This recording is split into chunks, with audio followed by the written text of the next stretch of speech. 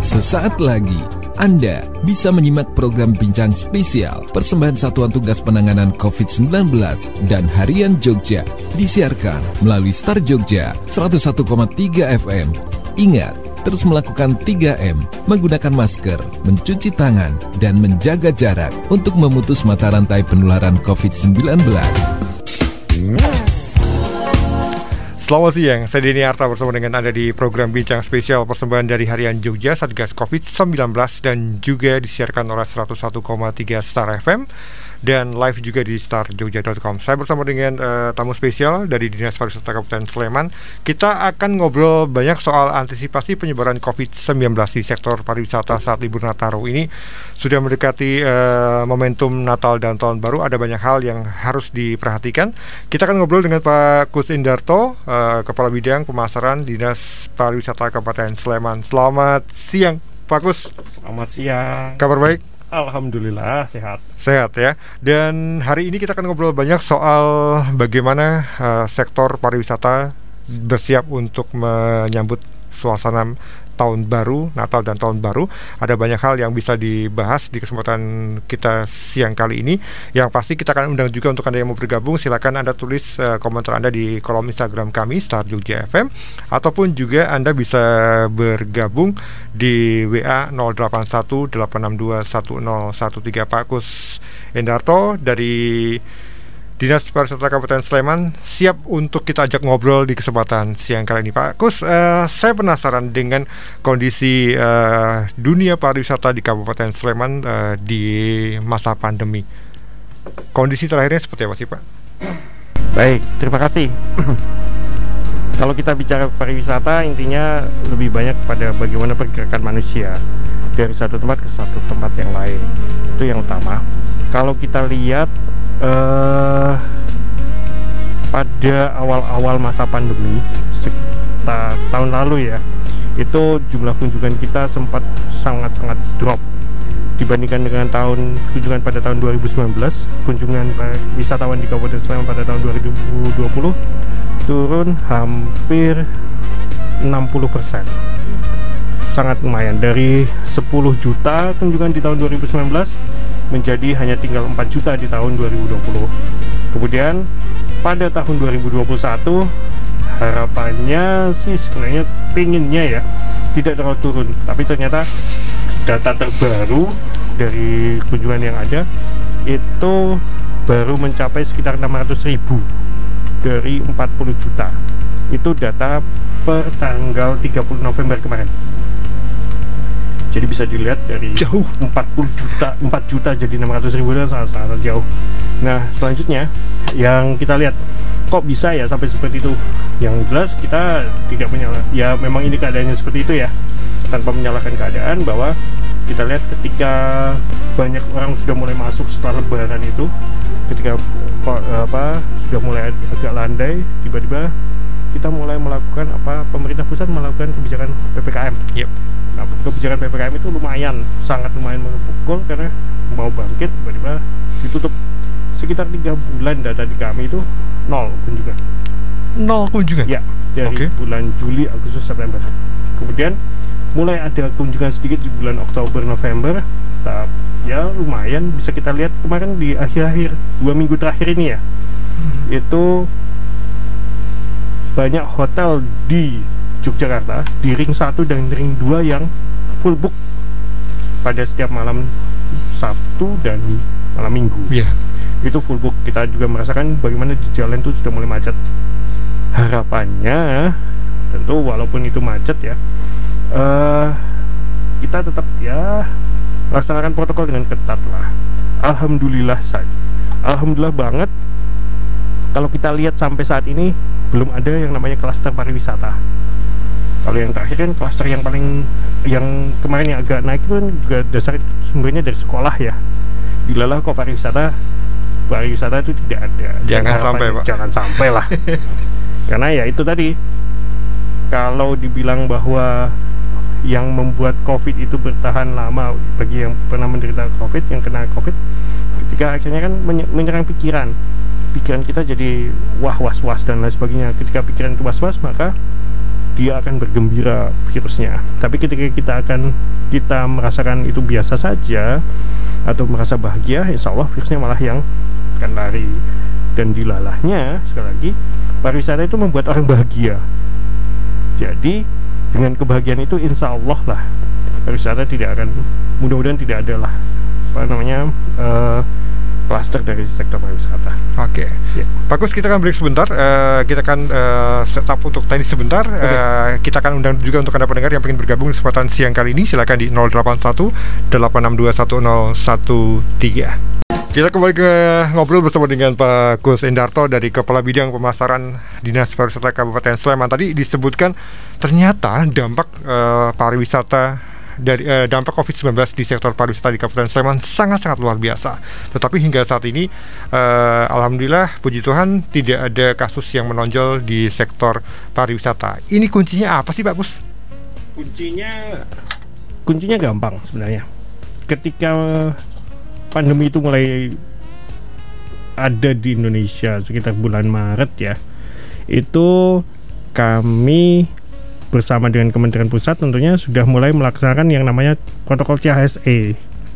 Nah, protokol CHSE yang dilaksanakan pada tahun 2020 itu antara lain misalnya mulai ada sosialisasi bagaimana CHSE itu yang sebenarnya. Kalaupun sebenarnya tidak ada protokol CHSE, sebenarnya dalam Sabta Pesona, kalau kita ingat di Sabta Pesona yang pariwisata itu kan dalam poin kedua atau ketiga itu intinya pariwisata itu harus aman dan bersih. Betul. Nah, aman dan bersih itu kan CHSE di cleanliness dan di safety-nya. Dan tentunya itu akan membuat perilaku aman dan bersih itu akan membuat kita semua menjadi lebih sehat kan. Nah, itu. Nah, kemudian cuma melalui CHSE inilah makanya mulai diingatkan kembali, ditekankan kembali. Ketika ada situasi yang sangat luar biasa dalam hal ini COVID, kita harus mulai lebih bersih, lebih menyiapkan destinasi yang aman, destinasi yang bersih, aman, sehat, dan juga lebih berorientasi pada lingkungan CHSE. Di situ kami lakukan dari Dinas Pariwisata Sleman, pertama kami selain melakukan sosialisasi, kami memberi bantuan kepada destinasi-destinasi terdampak, seperti bantuan kaitannya dengan alat pendukung CHSE, mulai dari cuci tangan, kemudian pengukur suhu, kemudian ada yang namanya hand sanitizer. Itu diberikan kepada beberapa destinasi, terutama destinasi yang berbasis pada masyarakat. Kemudian dari Kemenpar sendiri ada program yang namanya BISA. Apa itu Pak? BISA itu bersih, indah, sehat, dan aman. Ya kan? Itu semuanya Kemenpar dilakukan itu di Sleman, kebetulan yang dapat dari Prambanan, Tebing Breksi, terus kalau di Jogja banyak sekali ada beberapa destinasi. Kemudian di situ sama yang dilakukan kaitannya dengan CHSE itu tadi. Di akhir tahun 2020 itu ada namanya program terkait dengan sertifikasi. Jadi sebelum adanya Peduli Lindungi itu sebenarnya sudah ada sertifikasi. Sertifikasi seperti apa itu? Sertifikasi terhadap destinasi dan usaha jasa pariwisata yang telah menerapkan CHSE, standar CHSE. Sertifikasi itu akan ada warna merah, kuning, atau hijau. Ketika destinasi atau UJP telah mendapatkan sertifikasi hijau, itu artinya bahwa destinasi itu insya Allah aman, aman untuk dikunjungi. Selanjutnya di dalam destinasi itu kembali ditekankan, jangan lupa bahwa harus ada namanya jaga jarak. Karena kan yang ditakutkan sebenarnya kan ketika kita mulai berkerumun kan, kita kan tidak bisa memastikan apakah samping kita itu lebih bersih atau sudah bersih atau tidak. Samping kita itu mungkin dia baik-baik saja, ternyata dia sedang flu, kan nggak kelihatan. Kadang-kadang ketika kita sedang berkerumun, ada yang melepaskan masker tiba-tiba. Itu kan jadi karena kita pakai masker kadang-kadang kita merasa sesak. Ya kan? Makanya di destinasi ketika mereka akan mendapatkan sertifikasi CASE, yang sertifikat hijau itu, mereka harus memastikan ada announcement setiap 5 sampai dengan 15 menit ya, bahwa untuk mengingatkan, 1, selalu untuk cuci tangan, 2, memakai masker, dan 3, menjaga jarak. Itu di tahun 2020 akhir. Ketika tahun 2021 masuk, akhirnya kita mulai vaksinasi. Ada vaksinasi kan? Vaksinasi, alhamdulillah sampai saat ini jumlah tingkat vaksinasi di Kabupaten Sleman sudah relatif lebih tinggi. Sudah di angka lebih dari 80% untuk vaksin dosis 1, 60% atau lebih di vaksin dosis 2. Dan ada beberapa yang sudah dimulai dengan vaksin booster di dosis ketiga. Insya Allah ketika itu semuanya sudah bisa berjalan dengan baik, insya Allah kita bisa menjamin bahwa Sleman itu aman untuk dikunjungi. Saya penasaran tadi dengan sertifikasi tadi, Pak. Untuk mendapatkan sertifikasi kan butuh banyak parameter ataupun poin-poin yang kemudian meloloskan sebuah objek wisata kemudian bisa mendapatkan sertifikasi tadi. Apa yang bisa disampaikan oleh Pak Kus terkait dengan poin-poin tadi yang kemudian yang jadi titik perhatian apa sih, Pak? Pertama, kalau kita bicara dengan destinasi dulu ya. Kalau di destinasi, sertifikasi itu mengacu pada kesiapan tempat itu, apakah dia punya, 1, ketika saat wisatawan masuk, bagaimana prosedur pemilihan wisatawan. Jadi mulai dari pengukuran suhu di depan, alatnya ada atau tidak, kemudian alat untuk cuci tangan ada atau tidak, alat untuk atau hand sanitizer. Kemudian yang kedua, karena kita sudah tidak mungkin, kita kan harus mengurangi sentuhan, maka mulai pakai yang namanya barcode dan lain sebagainya termasuk dalam pembayarannya. Kemudian setelah itu kita periksa di dalamnya ada nggak announcement tadi. Ketika announcementnya sudah ada, tempatnya sudah dijamin kebersihannya dan lain sebagainya, insya Allah sertifikat itu akan dapat dikeluarkan. Kemudian itu mengenai destinasi. Kalau UJP ada 2, hotel atau penginapan, dan yang satunya resto atau cafe. Hotel dan penginapan sebenarnya sama prinsipnya, cuma yang ditambahkan di situ bagaimana kita misalnya proses untuk melakukan reservasi. Jadi reservasinya lebih misalnya sudah melalui pakai sistem online dan lain sebagainya. Kemudian pada saat masuk lift tidak menyentuh. Kemudian kalaupun terpaksa harus menyentuh, berarti harus ada hand sanitizer di luar ataupun di dalam lift. Di kamar juga seperti itu. Kemudian kalau misalnya di kamar kita tidak tidak mengizinkan ya istilahnya untuk tiap destinasi atau bahkan hotel itu memakai alat sholat bersamaan, ya kan? Kemudian kalau makanan itu harus dalam bentuk di wrapping. Jadi pada saat kita makan kita dilayani, tidak ada model lagi prasmanan. Sudah kita tinggal tunjuk ya seperti warung Tegal ya akhirnya ya. Yeah. Teknologi warung Tegal tunjuk ini nanti langsung diambilkan seperti itu sih. Oke, bagus. Sedikit flashback ini soal ada berapa banyak objek wisata di Sleman yang kemudian saat ini sudah buka, Pak? Kalau ditanya objek yang sudah buka, hampir semuanya sudah buka. Oke. Hampir semuanya. Kalau ditanya kok bisa semuanya buka, 1, hampir semua objek wisata itu sudah tersertifikasi CHSE, sudah memenuhi sertifikat CHSE. Kalau ditanya, bukankah seharusnya ada kaitannya dengan Peduli Lindungi? Kami sedang berusaha membantu untuk mengurusnya. Tapi kan seperti yang kita ketahui banyak keluhan di masyarakat ya. Untuk mendapatkannya itu sangat susah. Bahkan Dinas Pariwisata Sleman sendiri sampai saat ini kami belum dapat jawaban dari Kemenkes terkait permohonan untuk itu Peduli Lindungi. Antriannya panjang berarti ya? Sangat panjang karena itu kan seluruh Indonesia ya, bukan hanya Sleman. Betul. Pak, ketika sudah mulai dibuka kembali tentu ada pengawasan terhadap penerapan protokol kesehatan di lokasi objek wisata. Apa yang kemudian bisa disampaikan kepada pendengar kita terkait dengan pantauan Dinpar Sleman terkait dengan penerapan prokes di objek wisata? Baik. Mengenai pengawasan prokes di destinasi wisata, salah satu syarat untuk mendapatkan sertifikasi CHSE adalah bahwa tiap destinasi mempunyai satgas COVID-nya sendiri. Jadi mereka akan mengawasi sendiri. Karena kalau misalnya itu diserahkan kepada Dinas Pariwisata Sleman, tentu orangnya kan tidak cukup ya. Dan habis itu kan tugasnya juga banyak. Nah, makanya kita serahkan kepada masyarakat. Oke deh, kita sama-sama sama-sama membantu deh, sama-sama bekerja sama. Kalau hanya Dinas Pariwisata yang bergerak sendiri, masyarakat tidak melakukan hal yang sama, nanti hasilnya tidak akan maksimal, ya kan? Akhirnya ketika ada sesuatu yang luar biasa, sangat luar biasa, itu baru akhirnya kami akan turun. Ini terkait misalnya dengan dengan pelaksanaan event. Kalau kita tahu, kalau mau ada event dan lain sebagainya, pasti ada persyaratan-persyaratan. Di PPKM 3, PPM 1, 2, 3, dan 4 itu ada persyaratan tertentu.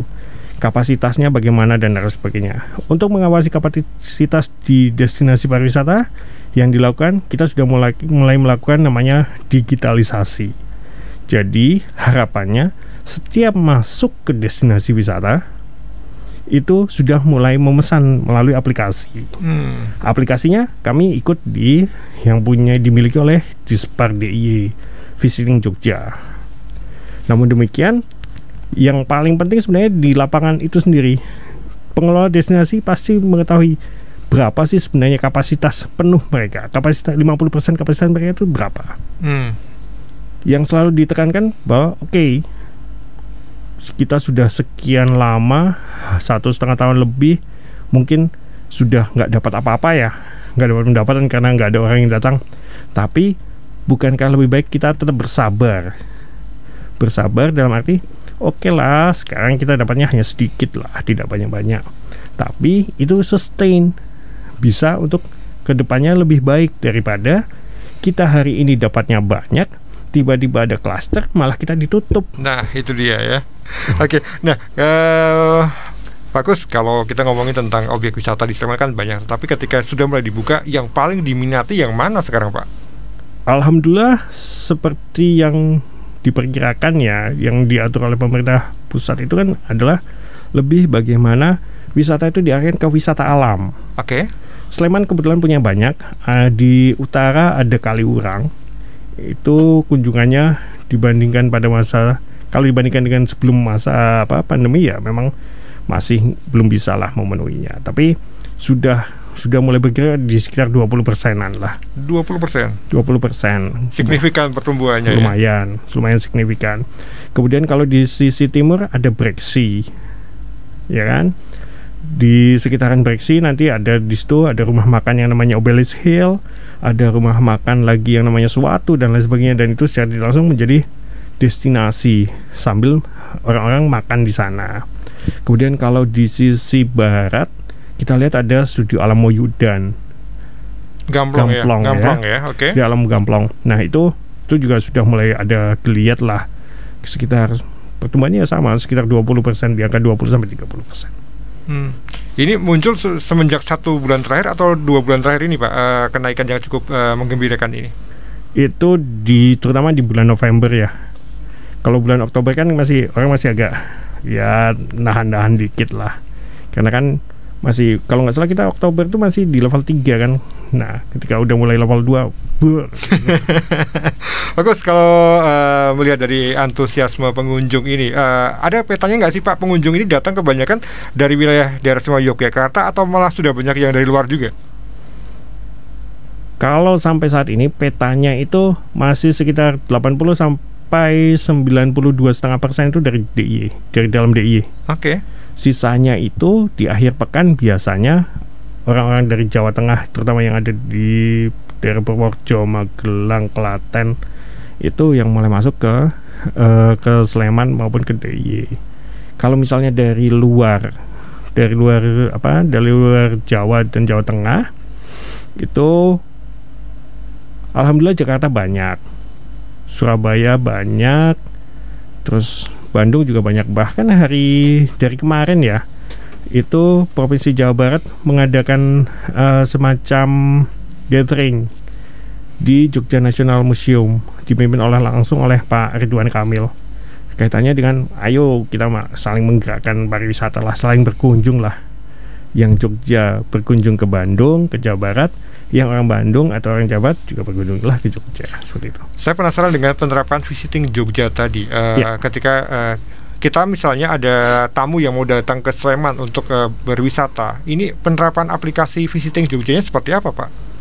Penerapannya gini, jadi kalau yang ditetapkan oleh pemerintah daerah Istimewa Yogyakarta, utamanya Dinas Pariwisata DIY, bahwa setiap kita akan masuk Jogja sebaiknya kita mulai menginstal visiting Jogja. Oke. Ketika kita dilalahnya kita tidak sempat menginstal, akan dibantu oleh teman-teman yang ada di destinasi. Kalau di Sleman ada di Kaliurang, ada di Watuburbo, ada di destinasi Tebing Berisi dan lain sebagainya, akan dibantu, akan ditanyakan biasanya ada berapa orang dan lain sebagainya. Nanti tinggal keluar, oh segini. Jadi akan dibantu mengisikan. Sebab kalau misalnya ya permasalahan utama di aplikasi ya, tidak semua orang punya handphone yang kapasitasnya besar. Intinya kapasitasnya besar kan. Apakah kalau misalnya masa kita harus punya kapasitas yang sangat besar untuk semua aplikasi itu kan agak lucu juga. Baik, kita di program Bincang Spesial persembahan dari Harian Jogja Satgas COVID-19 dan juga disiarkan oleh 101,3 Star FM. Saya bersama dengan Pak Gus Endarto, Kepala Bidang Pemasaran Dinpar Kabupaten Sleman. Ada banyak hal yang tadi saya ingin tanyakan, tetapi kita akan break dulu. Kita undang juga untuk Anda pendengar yang sudah bergabung di kesempatan siang kali ini. Anda boleh tanya ataupun memberikan pendapatnya terkait dengan pariwisata di Kabupaten Sleman selama ini. Boleh, silakan ke WA kami 081 8621013 ataupun juga bisa tulis di kolom komentar Instagram Star Jogja FM. Kami akan segera kembali. Kita kembali ke Bincang Spesial persembahan dari Harian Jogja Satgas COVID-19, disiarkan oleh 101,3 Star FM. Dan Anda boleh gabung di kesempatan siang kali ini. Saya bersama dengan Pak Gus Endarto dari Dinpar Kabupaten Sleman. Pak Gus, kalau kemudian penerapan aplikasi Peduli Lindungi kan di beberapa daerah mengalami kendala, utamanya sinyal ataupun kesulitan yang lainnya. Apakah kemudian wisatawan yang datang itu boleh masuk hanya dengan menunjukkan kartu vaksinnya? Dia sudah divaksin. Boleh. Kenapa tidak? Gini, kebijakan pemerintah utamanya adalah bagaimana kita bisa berjalan bersama antara kesehatan dan pemulihan ekonomi. Betul. Ya kan? Ketika ternyata teman-teman di lapangan mengalami kesulitan dan itu kesulitan itu bukan rahasia umum lagi ya, masalah sinyal lah, masalah jaringan lah dan lain sebagainya. Dia sudah menunjukkan berkali-kali tidak bisa dihalangi masuk, kemudian dia bilang saya punya loh kartu vaksin, tunjukkan saja kepada itu, insya Allah boleh masuk. Nah, kalau ada wisatawan yang bawa anak-anak, perlakuannya seperti apa di objek wisata saat ini? Kalau di objek wisata saat ini sama halnya dengan perlakuan ketika di mall. Sebenarnya akan sangat disarankan untuk tidak membawa anak-anak di bawah umur 12 tahun. Kaitannya dengan kita menjaga kesehatan bersama ya. Karena kan vaksin untuk anak-anak di bawah 12 tahun itu belum ada. Sudah ada sih, cuma belum dilaksanakan. Nah itu, hanya itu saja. Cuma tetap pastinya pada saat kita akan masuk ke destinasi wisata, yang akan dicek pertama adalah suhu badan kita. Ketika suhu badan kita ada di level atau di angka 37,3, tentu yang akan dilakukan oleh destinasi wisata adalah menempatkan kita ke ruang isolasi, ruang istirahat sebentar 5-10 menit, kemudian akan dites ulang suhunya. Ketika masih tetap, maka berarti secara langsung kita untuk menjaga keselamatan bersama, kita mohonkan yang kita sampaikan kepada yang bersangkutan atau kita langsung menyampaikan kepada puskesmas pelayanan kesehatan terdekat bahwa ini ada yang diduga. Sebaiknya atau diperiksa ulang atau mungkin sebaiknya pulang saja. Kalau misalnya diteruskan, takutnya kalau di Peduli Lindungi kan kelihatan tuh ada, kita warna hitam, ada warna merah kok tetap berkeliaran. Nah itu kan yang sering terjadi kan. Biasanya kejadiannya itu ketika kita hanya mengandalkan pada Peduli Lindungi, tidak melihat pada pada suhu badannya dan lain sebagainya. Terus ketika suhu badannya kan ketika proses itu kan jadinya sangat memakan waktu ya. Scanning saja itu paling tidak 30 detik. Kemudian suhu sekitar 30 detik lagi. 30 detik 1 menit itu 1 orang. Berapa banyak antrian yang akan tercipta sekitar itu. Ketika ada antrian berarti ada kerumunan. Padahal maksudnya supaya menghindari kerumunan kan. Nah, sering-sering kadang-kadang abainya di situ. Itulah. Meskipun kadang-kadang sekarang kan sudah ada ya cek otomatis ya. Tapi kadang-kadang itu juga ada juga tetap ada yang 37,5 langsung ketika dia menunjukkan petugas di lapangan langsung udah masuk gitu. Ya, kalau kita beralih ke soal momentum Natal dan Tahun Baru. Baik. Memang tidak boleh bepergian lah. Saya sebut seperti itu. Ya. Ada aturan kurangi untuk bepergian, tetapi antusiasme masyarakat untuk berwisata memang masih cukup tinggi. Bagaimana dengan kemudian objek wisata di Sleman saat momentum Natal dan Tahun Baru? Apakah tetap buka? Kami harus tegak lurus dengan aturan pusat bahwa pada saat nanti libur Natal dan Tahun Baru, destinasi pariwisata itu harus tutup. Jadi yang kami lakukan, kami akan tutup. Terus terang kami akan tutup. Ya bukan apa-apa, kami mohon istilahnya ya, pengertiannya ini adalah demi kesehatan kita sendiri, demi kebaikan kita sendiri. Jangan sampai nanti tiba-tiba setelah libur Natal dan Tahun Baru itu kejadian pada saat bulan Mei Juni yang tahun ini ya, itu kan akibatnya langsung naiknya luar biasa. Akhirnya kita kena PPKM level 3, PPKM darurat, dan terus ada PPKM level macam-macam kan. Harapannya kenapa? Kalau bisa ini kita tekan, harapan kami semua, harapan pemerintah utamanya, bahwa tahun 2022 itu adalah tahun recovery semuanya. Sudah cukup lah tahun 2020, 2021. Iya. Kasihan kan, nanti tambah banyak. Lebih baik kita ya mau menahan diri lah untuk ya demi kita semua lah. Jangan ya kurangi, agak diturunkan egonya dikit lah. Di rumah saja nggak apa-apa, insya Allah. Saya ke pertanyaan dari audiens kita di Instagram. Terima kasih untuk Mas Andika. Kaliurang apakah pada saat malam tahun baru akan tetap buka? Ya, Kaliurang Pak. Ini Kaliurang biasanya kan jadi magnet kunjungan kalau di malam tahun baru. Baik, seperti tadi sudah saya sampaikan di atas ya sebelumnya, bahwa karena itu adalah termasuk destinasi wisata, yang bisa kami sampaikan karena kami harus tegak lurus dengan aturan pusat, maka kami tutup. Jadi ya mungkin yang kami sarankan mulai sekarang kita cari gambar Kaliurang deh. Tempel di kamar kita saja sambil ya seolah-olah lah, nggak apa-apa lah, malam sekali saja lah dalam tahun ini. Mungkin kita nggak ke Kaliurang, mungkin ya seperti itu aja sih. Kebijakan itu akan dilakukan dari tanggal berapa sampai dengan tanggal berapa Pak? Tanggal 24 sampai dengan tanggal 2 Januari. Tegas disebut tanggalnya sudah jelas ya. Nah, ketika kebijakan itu akan diambil, tentu saja ada semacam pengawasan ataupun antisipasi agar tidak ada yang nekat untuk datang. Apa langkahnya Pak?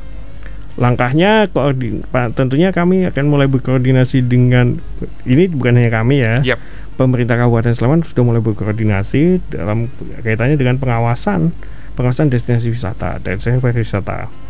Seperti yang kita ketahui, misalnya pada saat PPKM level 3 itu kan ada aturan-aturan banyak tuh. Ada ganjil genap lah, ada pembatasan 50%, terus ada pos-pos penyekatan dan lain sebagainya. Mungkin kalau dari luar kota tidak akan ada penyekatan. Penyekatannya lebih kepada di tempat destinasi wisata. Nah di situ, lebih di situ. Ketika nanti ada sesuatu hal yang luar biasa, ternyata ada laporan, pastinya nanti dari pemerintah kabupaten bersama dinas pariwisata, kemudian satpol pp dan sebagainya akan datang langsung memberitahu bahwa ya udah deh, kita kan untuk kebaikan bersama lah. Jangan kira-kira kita merasa kita sehat dan lain sebagainya terus kita kita tiba-tiba membuat seperti itu. Jangan karena ya ego kita dan lain sebagainya malah jadi orang lain yang kena, kan juga kasihan. Oke.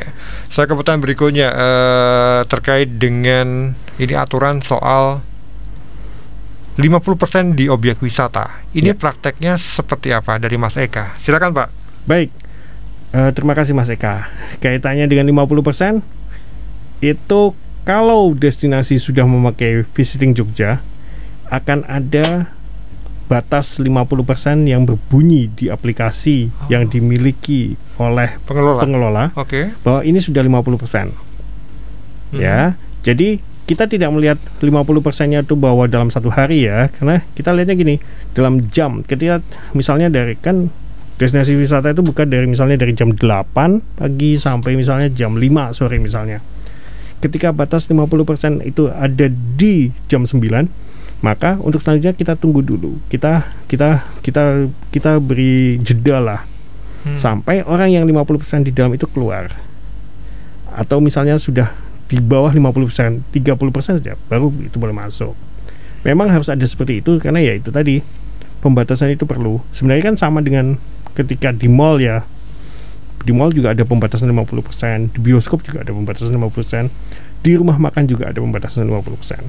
Semuanya dibuat supaya jangan sampai ya di dalam itu modelnya jadi terlalu lama. Memang akhirnya akan mengurangi kebahagiaan ya.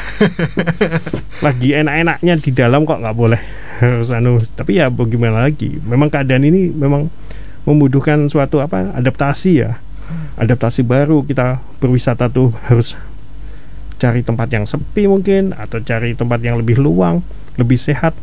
Dan intinya akhirnya dari adaptasi ini nanti semua orang disadari atau tidak akan memilih tempat-tempat yang private bagi dia. Ya kan? Jadi privasi kita akan semakin tinggi. Mungkin kita sekarang itu masih agak rame, saya ikut sana. Tapi dalam 1-2 tahun ke depan ada kemungkinan bahwa orang akan mulai memilih, saya punya uang sekian nih, saya pilih tempat yang lebih sepi, lebih yakin saya lebih sehat dan lebih aman. Ya kan? Ada pergeseran tren seperti itu nanti ya. Ada pergeseran tren. Dari yang kami amati, dari hasil analisis singkat kami, itu sudah ada pergeseran itu. Kita lihat saja, kalau misalnya nanti wisatawan mancanegara saja sudah mulai dibuka, mesti yang akan mereka cari nggak apa-apa deh lebih mahal daripada sebelumnya, asalkan dia lebih privat kan, ya kan? Akhirnya apa? Tiap destinasi akan berlomba-lomba menjadikan destinasi itu sebagai destinasi yang privat. Ketika destinasi itu jadi privat, akhirnya pendapatannya lebih tinggi karena harganya pasti lebih mahal. Toh dalam pengelolaan destinasi itu, kalau yang kami lihat sebenarnya antara menyiapkan untuk sesuatu yang dengan harga lebih tinggi dengan yang harga lebih murah itu kan sama beratnya, sama mumetnya gitu loh. Tapi kan kalau kita berpikiran ekonomis, lebih baik sama menyiapkan destinasi itu harganya mahal, walaupun orang yang datang itu mungkin 1 orang atau 10 orang, tapi dia rela membayar 10 juta daripada saya menyiapkan asal-asalan, atau ya tetap seperti standar, bisa 50 orang tapi hanya bayar misalnya 200.000, ya kan? Lebih untuk mana kan? Toh capeknya sama, effort yang kita usahakan juga sama, jadi ya orang pasti akan berpikir seperti itu. Pak, saya masih penasaran dengan kapasitas 50% ketika kemudian ini artinya si pengelola punya tanggung jawab dan juga harus punya kesadaran untuk membatasi juga ya Pak ya? Betul. Nah, prakteknya di lapangan seperti apa ini kemudian? Apakah kemudian ketika ada sudah 50% wisatawan disampaikan announcement mohon segera meninggalkan lokasi atau seperti apa itu Pak? Ya nggak sevulgar itulah. Gimana itu Pak? Yang bisa dilakukan ketika kalau kita mengacu pada sistem Visiting Jogja, karena di Visiting Jogja itu ada pembagian waktu. Oke, saya akan datang ke misalnya Tebing Breksi, atau saya akan mampir ke Candi Prambanan itu pada jam sekian sampai jam sekian, ya kan? Itu biasanya nanti ketika itu sudah terbatasi sampai 50%, kita memasukkan jam kunjung tidak bisa. Nah itu sebenarnya itu fungsi digitalisasi. Secara sistem sudah ditolak. Sudah ditolak. Cuma sekali lagi permasalahan kita kadang-kadang adalah masalah jaringan lagi kan. Nah makanya yang kedepannya, arah yang kedepan yang kami harapkan dari wisatawan, oke, kita mulai dah bagaimana memanfaatkan sistem itu deh, memanfaatkan aplikasi deh. Aplikasi tidak harus ada di handphone. Toh yang visiting Jogja ataupun apapun, sekarang kalau kita mau ke destinasi yang ada di Sleman bisa masuk ke website wisata-sleman.com atau ke websitenya visitingjogja.com. Di situ kita bisa melakukan pemesanan kok, ya kan? Kalau kita nggak mau ada di aplikasi, terus nanti tinggal itu akan ada email yang masuk ke tempat kita tinggal masuk ke handphone tunjukkan saja, ini saya sudah pesan tanggal sekian. Itu kan lebih gampang. Jadi tidak harus ya yang seperti tadi, tidak ada sebenarnya kewajiban untuk download, asalkan bisa kita manfaatkan fasilitas yang lain. Oke, Pak Agus, tidak menutup kemungkinan ketika aturan 24 sampai dengan tanggal 2 itu diberlakukan, wisatawan akan memilih datang lebih awal sebelum tanggal-tanggal itu. Apakah ada antisipasi khusus Pak terkait dengan hal ini? Antisipasinya ya kalau yang dikatakan datang lebih awal kelihatannya sudah terjadi ya.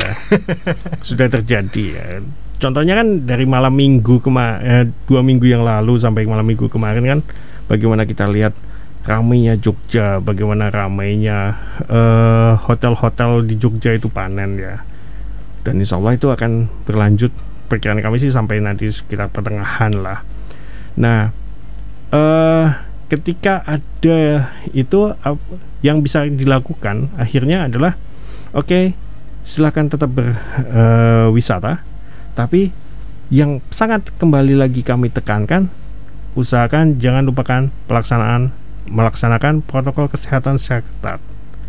Bagaimanapun kami tidak bisa melarang orang untuk berwisata, kami tidak punya hak untuk melarang orang berwisata.